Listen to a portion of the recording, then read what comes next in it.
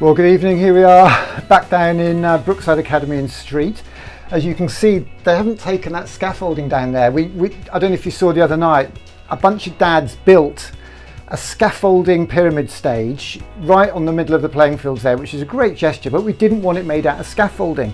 We want to get it made out of toilet roll tubes like that and big carpet rolls like this, because basically Friday morning we've got an amazing cardboard engineer coming in who's going to show the kids how to build a den or a little theatre. And then we've got a theatre company coming in who are going to teach them all about theatre, going to make shows, and over the weekend in the mornings for a couple of hours the kids are going to do theatre on the pyramid stage.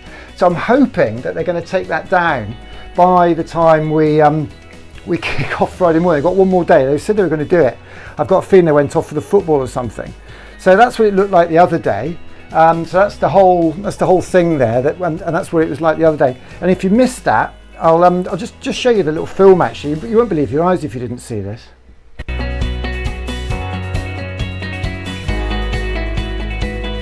Oh no, what have they done? What on earth is this?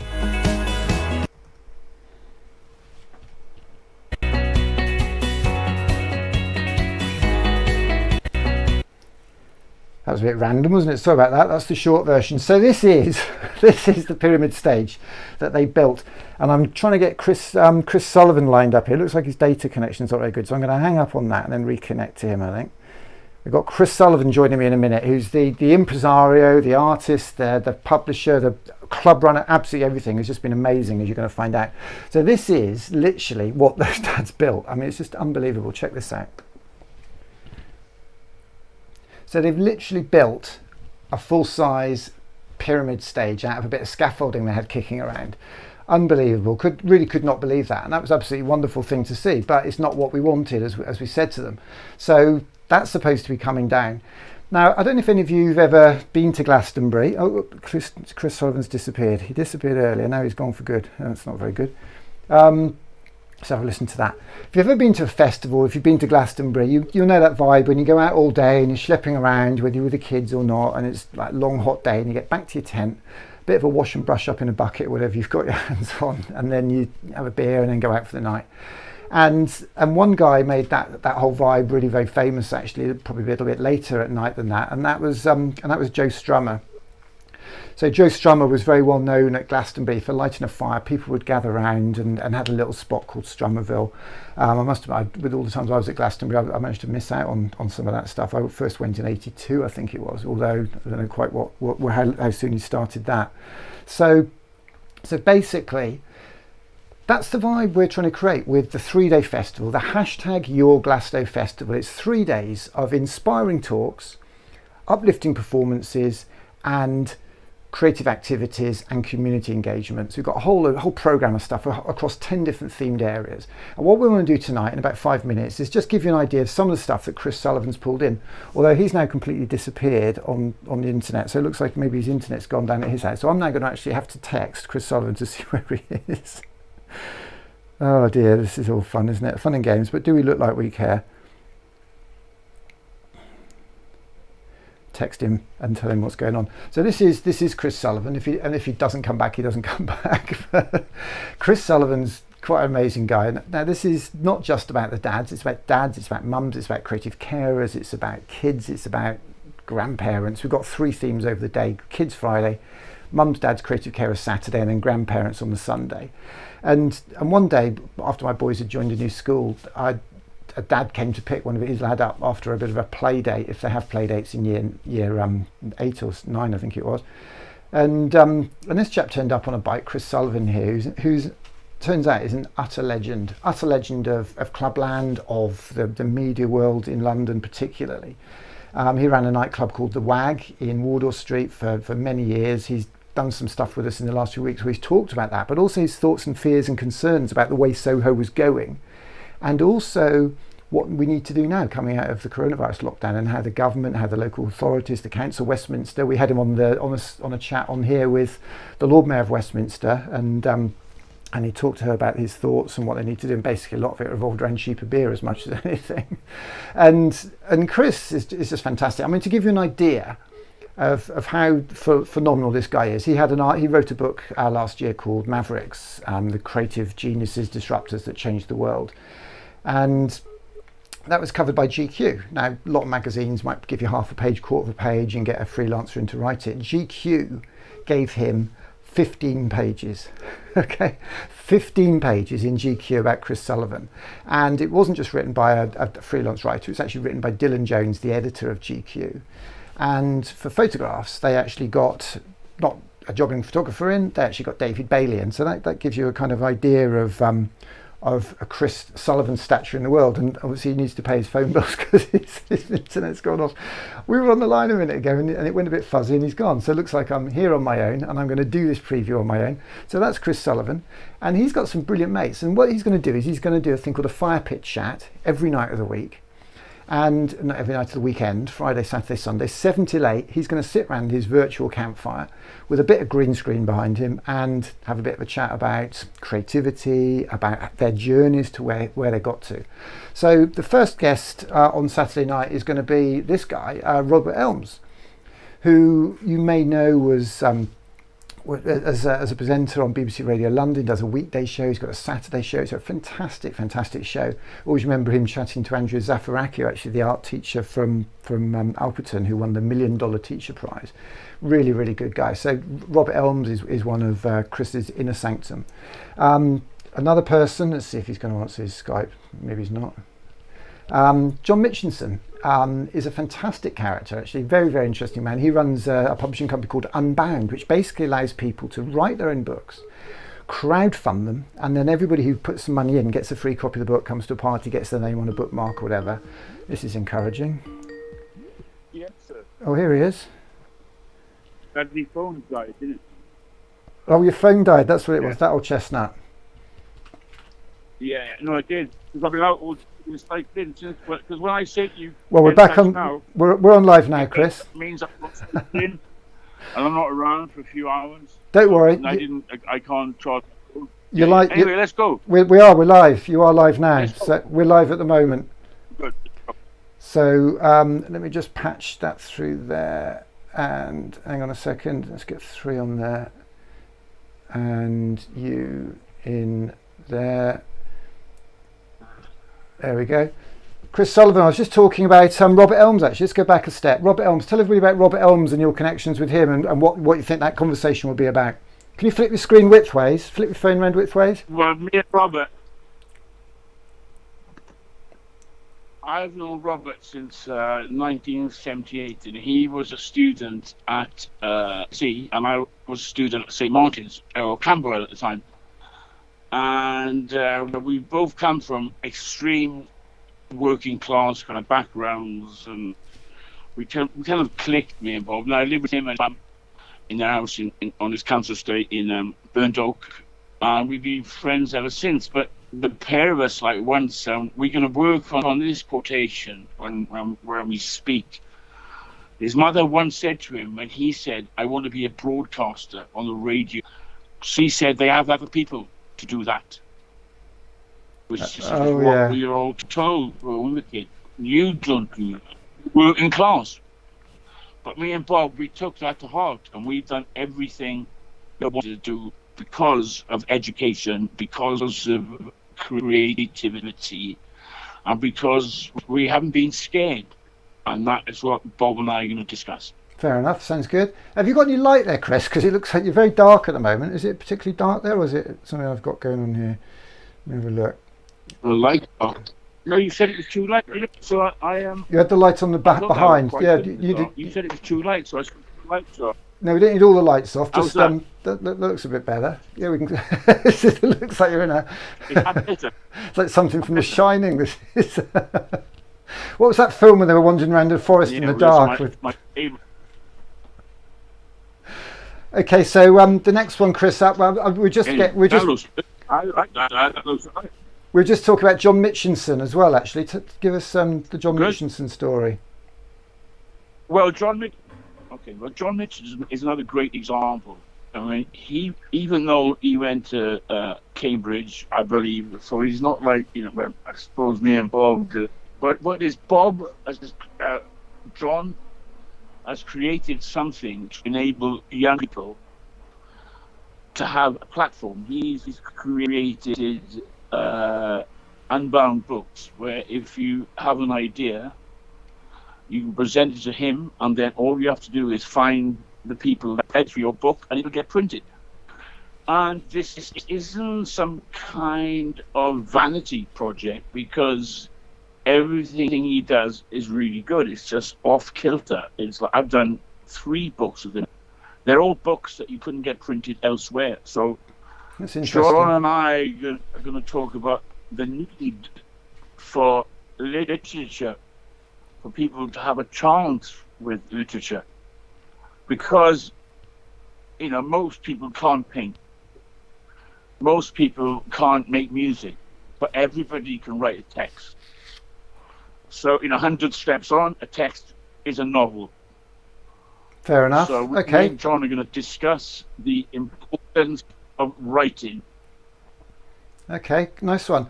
Next up, funny enough, there's a bit of a punk vibe going through what we're doing, and I was looking at a film today which one of the dads at school shared, which was some great footage of Joe Strummer in 1986 walking around the Westway, and then obviously the big Audio Dynamite thing. So the next up, we've got Don Letts. Actually, you've got on Sunday, I think, haven't you? Tell us about Don in a couple of sentences. Well, Don was a real kind of mover and shaker. He's the one who probably introduced lots of kind of punk rockers. And rockers, like black culture, even though a lot of us were soul boys, but he definitely introduced a lot of the dub reggae. The first time I ever heard a dub record was in Target, which he was playing in the basement of the Antiquarius at a shop called Acme Attractions, which was probably more influential than Sex. But Don, as a creative, what is important is that he basically decided to Super 8 his friends. And he had no money. And since then, from that Super 8 film, he's created a career as a filmmaker out of nothing, without any training, without anything. And he's also a big DJ, same thing. And he's a uniquely creative man. So I think it's important that people listen to Don, because like him, like me, if we can do it, you can. That's interesting. I like the DJing vibe as well, because I think it's almost like a DJing is the new rock and roll in a way, isn't it? In terms of expression and both creativity. Okay, what have we got next? Oh, this well, DJing. Say again, DJing as well. Well, the next one we have is Martin. Actually, the next one's Pam Hogg. DJ is just another extension. Go on, we'll talk about DJs. I think this lady here, Pam's a DJ. Pam Hogg is a girl from Glasgow who basically went to art college and came to London with not any money whatsoever, and kind of has, by hook or by crook, designed, at shops, and these amazing designs, and designed like clothes for Susie from the Banshees, and as a DJ as well. She's now kind of a celebrity DJ. So if you want, somebody hip and cool, you get Pam. And she's a unique character, Glaswegian, who's like one is about dressed up, and she's done this by sheer force of character and being a total individual. Brilliant. So me and her are going to talk about the importance of being yourself. That's fantastic. Well, there's another little lad here actually who's not one of your guests. But this is a little lad called Lenny, and he's got some learning challenges from Sheffield, and we're dedicating Friday to him because he's learning some little piano rhythms, and he's going to bang out some 30-second piano riffs. And that's a massive issue and a challenge for him. And I think it's very important that we are as inclusive as possible with people with different skills. He's incredibly skilled musically, struggles with some of the other things in life, but I'm sure you'd sort of second that emotion. Yeah, I think, well, like Pam, she's kind of technophobic, extremely dyslexic, and she survived. She's done really well. She's become a kind of a celebrity in her own right. And it's important that we show these young kids that just be yourself. There is a niche. Don't let anything get in your way is the message I think we're doing here. Fair enough. Like Glenn Matlock. I mean, he was an art student and he worked in a shop. So I think the thread that we have running through all of these interviews are people like me who came from a comprehensive, and Bob, and we've done really well better than others, at being ourselves. But we've done that by creativity and education and working really hard and learning things. That's why we've all done well. I think one of the themes, Chris, for the weekend is obviously creativity and education and the opportunities some kids get and some kids don't get. You know, there are two kids on the screen here. Do you recognise those two? Those two brothers who went to a drama school in Islington? It's another case in point, isn't it, really, that we have these two brothers, Martin and Gary Kemp, who come from, a small flat above a newsagent on Essex Road, and their father was a cab driver. Amazing cab drivers didn't own mansions in Essex. Once upon a time, cab driver wasn't a middle class occupation. But these two guys basically they went to Anna Share, which was a free college for young, and they were taught how to act. And, just like night classes kind of things. And then they both kind of got little parts in this and that. And then, then because they formed bands, they formed a band, and then they met up with me, Elms and Steve Dagger and all these other people. And, and we, between us all, we kind of made them extremely popular, which is another thing, if you want to, we were like 20, 21, I promoted them and designed their clothes. Bob did the writing about them. My other friends did we all did kind of different things to help this particular band. And it just goes to show, if you pool your resources, you can do well, And some collaboration, yeah. Because in those days, in the 80s, collaboration, we all believed and that we could do really well. And you know what? We all did, because we wouldn't accept no for an answer. That's a fair point. That's what we did. I think all kids have to realise this, which many kids don't appreciate. One thing, the biggest thing you have over older people is your age. These people will never be your age. They'll never have a unique take on life. They'll never be 16. They'll never be 17. They'll never be 18. They'll never have the empathy that young people have with other young people. And that is the actual fundamental of creation, because it's the youth that generally are interested in new things. And it's a fantastic tool to be able to communicate naturally with these young people. And that's with my nightclub and my band, the reason why they both kicked off, because I was one of them. Yeah, I was fair exactly enough. the same as the person that bought my record. What we'll have to do is what we'll have to do is see if anybody wants to sort of Skype in and ask them any questions as well, sort of try and connect them with the audience as well. That's one of the things that would be quite good to do, wouldn't it? Wouldn't they? And they're on Saturday night, aren't they? And then after them we've Saturday, 7 o'clock. Yeah, and then after them we've got this young lady, Emily Capel, who's fantastic singer-songwriter. She's been dubbed the adopted daughter of Billy Bragg. We did reach out to Billy actually, but he's a bit tied up this weekend, so that's a shame. But not to worry. But I think a big theme for this weekend, if we think of punk not being about music genre but about attitude, she's certainly got that attitude to sort of use her music to change the world. A little bit like these guys, the Sex Pistols back in the day. And you've pulled one out of the stops for us, haven't you, Chris? With that, who's our headliner act on Saturday night? Well, all of us. No, all of us really. It's not just him. It's the whole 80s. Whether you look at the magazine ID, Face, all these designers, John Galliano, and any of the biggest people in the world. Basically, what punk did for us, because it was so little and so do it yourself. We all realised we can do it. So there was all less lot in our early 20s. I started a nightclub age 23 after having a massive band.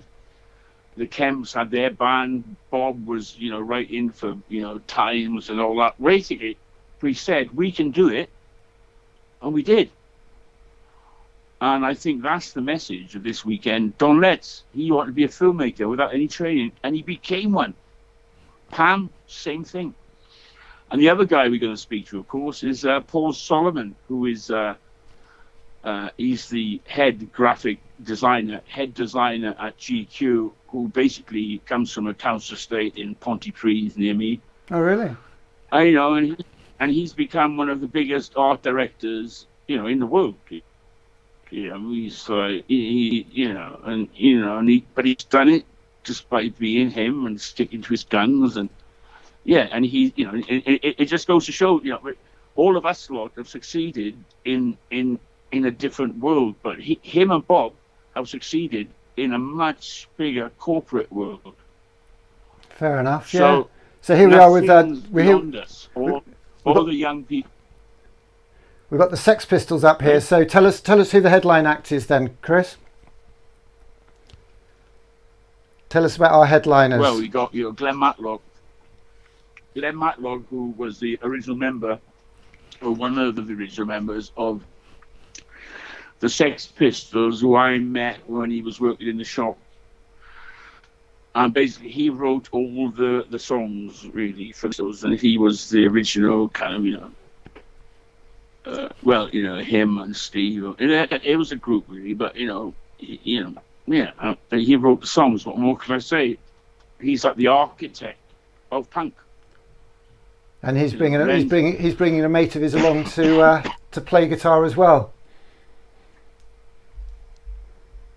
Well, Earl Slick, I don't think you realise, is a legend in the guitar world. I mean, he was David Bowie's chosen guitarist for like decades.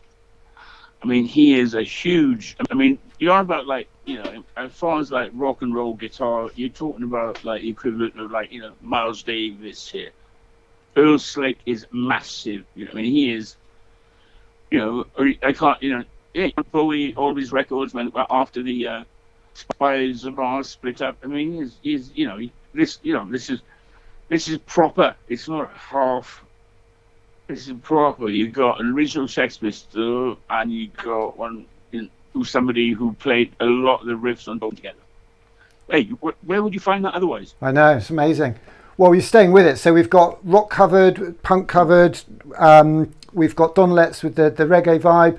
So tell us who the Saturday night DJ headliner is. Don Letts film. Sorry. Oh well, this is a real treat for you here. Go on, is my old friend Danny Ramplin, who basically was one of the architects of acid house music in this country, because he, even though it was still going on, it was still when he got into it, but it was in gay clubs. What Danny did, Danny and Paul Oakenfold and a couple of other guys went to Ibiza in 1987 and brought back this new house music that my other old friend Alfredo was playing, and mixed it with Buddy Eric. And all of a sudden they created this thing which is called rave. Danny was one of the main people, but he did a club called Shum, which was probably the most influential club for music and rave. That and Spectrum, I think, were the most influential clubs ever. And Danny is a genius DJ. He's eclectic, and you're so lucky to have him. That's all I can say. Well, I'm over the moon with that, Chris. I can't thank you enough for all you've pulled in. Absolutely brilliant. So, so you're doing this every night, 7 till 8, fire pit chats with Chris Sullivan, basically Friday, Saturday, Sunday. Yeah. Mm. That's fantastic. We'll get your get your lighting sorted out. Get you on a bit of green screen, and you can assume your position, and that's really, really interesting. A driving license. I didn't say driving license. All right, Chris, I'll let you crack on. Thanks very much. Say again. Your signal's a bit ropey. The thing is, there's a bit delay here. I wonder. I think your data's not up to much, actually. It's a bit slow. It's going to be a good weekend for whoever sees this. Tune in. You're going to learn a lot of stuff and know a lot of stuff, and it's going to be entertaining. So I look forward to seeing you over the weekend. Thanks very much, Chris Sullivan. See you then. Cheers, mate. Bye-bye. So there you go. Let's get rid of Chris on there. Danny Rampling, Glenn Matlock, Earl Slick, the Kemp brothers. What more do you want? We've got this guy who's an utter legend as well, Charlie Phillips, who is one of the Windrush generation. He was the photographer to the Windrush generation. He did this poster for us, I Love Art poster. We had a chat with him yesterday on Windrush Day, and he was saying that he's got no interest in the Windrush thing. You know, he feels that there's been disrespect for decades, and he's got no time for it. He believes in art and culture for everybody, and we're looking forward to chatting to him. Another legend we've got is this guy. This is Ed Finch, who's a teacher. He runs a thing called Brew Ed, which is about getting teachers, and they run teacher conferences on Saturday afternoons in pubs. Going to be absolutely brilliant. And Ed's got one special job this this weekend, because we've just about to announce a deal with the Co-op, believe it or not, a high street supermarket, who share our values of collaboration, of creativity, of community, and all these great things. And they have announced that they're going to support our beer festival. So they're going to pick a dozen beers, and we are going to ask you to go out and buy those beers, and we're going to do beer tastings throughout the weekend. We're going to get some experts in, and it's going to be fantastic. So a little bit better than I think these dodgy French lagers up here, although they're not that dodgy because they're obviously Co-op own brand. So Ed's going to help us out with that, so that's going to be fantastic. We've got a bit of edgy stuff going on as well, because Ed is going to chair a panel about education. If you don't know much about education, you need to know a little bit about it, especially if you've got kids or are going to have kids, because there is a feeling that the education system needs to evolve and needs to change to meet the changing needs of this modern world. It has been the case for a while, but never more so than now. The government have invested heavily in an online school that's delivering some good work, but it looks as if that's delivering a certain way of education, and every child's going to be cookie cutted into that. Possibly that's one way of looking at it. Or are we going to get the chance to continue homeschooling, as some of us have been, or trying to be, with collaboration with the school? Very, very difficult. Ed Finch and Brew Ed don't get into these arguments where we argue about what's on the outside. They're interested in that 80% in the middle, and that's what this whole weekend's about. It's that 80%. Not those bits on the outside. But we need to understand those bits on the outside. So we've got this chap coming in, David Rodriguez, who's one of the most outspoken commentators on alternative views on education in the world. I mean, this guy is off the scale.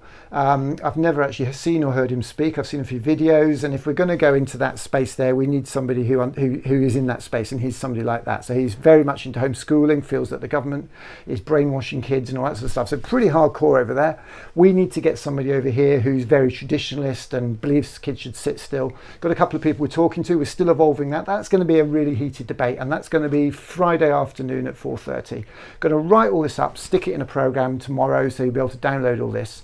We've got another amazing educator. This lady here is Winnie Greer, and she's a science teacher and an absolutely amazing jazz singer as well. So she's going to sing for us, so she's going to be wonderful. Got one of the most inspiring, one of the most amazing talks I ever saw at a conference was in Edinburgh, and it was the Portobello Learning Festival, a fantastic weekend, and this lady gave a talk that just blew us all away. Unbelievable. This is Nina Jackson, who's not a million miles away from where Chris Sullivan's from in Merthyr Tydfil. She's from down that way in South Wales, I think Bridgend way. And she's going to talk about the power of music in education, and she's really going to open your eyes, and it's going to be a fantastic session with Nina there. We want you to be a part of this. We want you to connect. We want you to show your art. We say that art is what we call it when what we do might connect us to somebody else. We've got to help our kids find their art. We've got to connect our communities with their schools. So we want you to get some I Love Art t-shirts. If you download this template from our website, you can download the template, draw a heart in there, send in some selfies, and we'll pick some. We'll print some t-shirts off for free. We've also got them in our shop if you want to get a t-shirt printed and then wear it in the mosh pit over the weekend. We'd love to see people print their t-shirts, their logos off, like Charlie has here, or this family have from the Tabernacle in Notting Hill. There's a family there who've done a whole load of I Love Art logos, and that lady there's a super photographer as well. So we're going to show you how to send those off and get those printed before midday on Thursday to get them for Friday.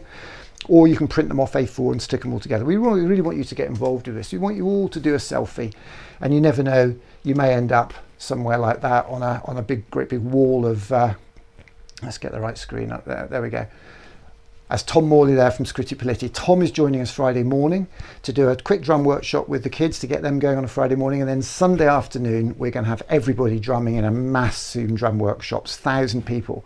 Tom was co-founder of Scritti Politti, a big band in the 80s. There's a bit of an 80s vibe going on there as well, and he's now a rock star activator. He works with companies and organisations all over the world in leadership consulting, motivational training, but most importantly bringing out that hidden rock star in absolutely everybody. And let's face it, we've all been locked down. We need to lock out and unlock that creativity and that within us. So that's going to be fantastic. Friday, Saturday, Sunday, 10 themes running through the weekend, all free. Dance party Friday night. We've got a great DJ on the bubble for that, so we're going to announce that in the next few days if we can pull that off.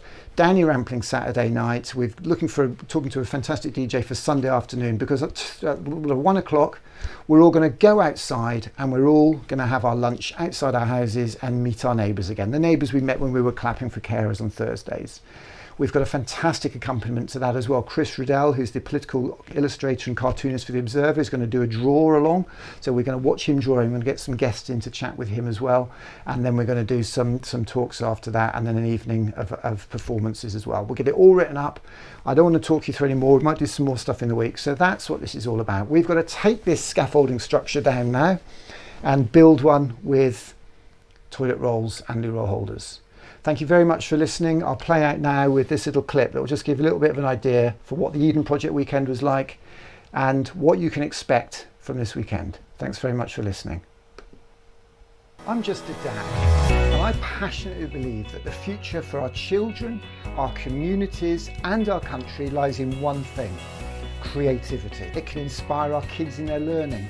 It can create careers and connect communities. 10 years ago, after a trip to a festival, Camp Festival, I went back to my son's primary school and started a non-profit community enterprise called STEAMco with other parents, teachers and local businesses. We ran mini creativity festivals.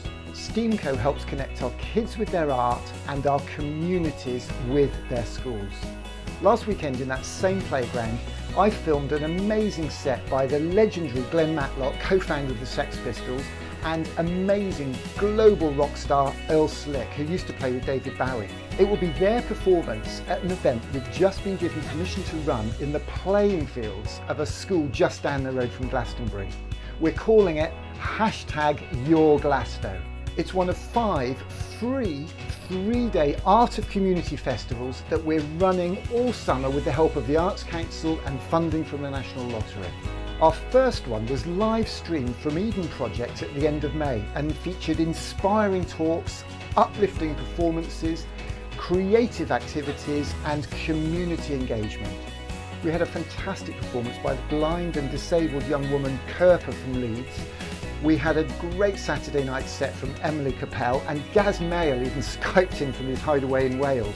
We had a right old laugh watching Rosemary Schrager teach Levois to cook, and we all split our sides with Basil Brush. Technology is an amazing thing. Punk icon Jar Wobble chatted with a grandad in Liverpool. On Sunday we had a little big lunch, and after that rockstar activator Tom Morley led a co-drum circle with hundreds of people all over the world. And we had a couple of great late night dance parties where people could Skype in with a green screen background and end up on the dance floor. As the CEO of the Arts Council has said, let's ask, what if? Let's start a creativity revolution.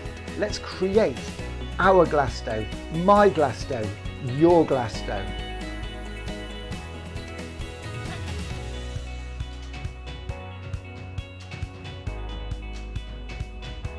Oh no, what have they done? What on earth is this? That's not what we ordered.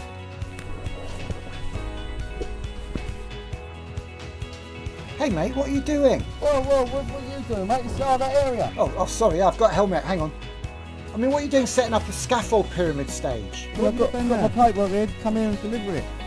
Really? Yes. Well, you've got to take it down. Take it down. We wanted one made out of old cardboard boxes and loo rolls to inspire our kids to be creative. We want them to make their own at our Your Glass Day festival next Friday. Right, okay. John, we've got to take it down. We're going to be all day. We're going to have to hurry up then because I want to get on and watch football tonight. Thanks, guys.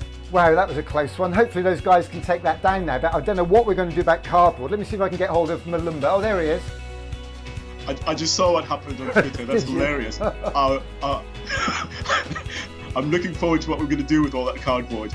Well, we've got to make a stage out of cardboard. Do you remember that? Well, who was that guy you had on last week? Who made Will Alexander? Yes, absolutely. Can you get him in on Friday and he can show the kids how to make pyramid stages out of out of cardboard tubes like this, toilet roll holders, cardboard boxes, anything like that. And even maybe some of the kids can get some of these big cardboard tubes from the carpet warehouses. There's one just down where I am, and you could make you could make one in the garden and actually have your lunch in that, and maybe have a performance or a band in there. We're gonna have a whole cardboard Glastonbury event kind of thing. Well, fantastic. And I think that the pyramid stage at Glastonbury is a place for music, but we could redefine it almost. It's a place for all sorts of art. Kids could play music. We've got a theatre company coming in and they're going to talk to the kids about making theatre and writing plays. If kids do a small one, they can make little characters. We've got a stop motion animation company who can show them how to make little films. We've got Adobe Premiere to do video editing. I think that's going to work quite well, don't you? Absolutely. The possibilities are endless. And the other thing we need people to be getting ready for, Malumbo, we need people to be art activists next weekend. We're going to do loads of workshops about art activism, which is changing the world with your art. And we want people to download this A4 sheet off our website, #ILoveArt, draw a heart logo in there. Have you been doing any of these? Because you were going to do some, weren't you? Absolutely, I've got one right here. Oh. Wow, fantastic, My Glass Day. So can we print some of those onto t-shirts that people can use? We can print as many as you want, and I'd love for people to be wearing them, expressing their love for not only Glasgow, but for the community, for the people on the street, especially in these times. Brilliant. And if people take a photo holding their I Love Art sign, send it in, #ILoveArt, #YourGlasgow. We'll look out for 2 or 3 of those every day, and we'll print some free t-shirts and send them out. But if you don't want to risk it, we've got a whole load of t-shirts here. We're going to print these up with Malumba's design and any others that we can get, and you can buy these from our online store. And if anybody wants to do a poster, do one of these big posters, I Love Art posters. These are 3 guys from down, guys and girls from down at the Tabernacle in Notting Hill, where we also met this Glasgow legend, Charlie Phillips, who came to England years ago in the Windrush generation and is the Windrush generation official photographer, if you like. And he took photos at the first ever Glastonbury when he went down there with Arabella Churchill, who's Winston Churchill's granddaughter or niece, I think. Can't remember the connection.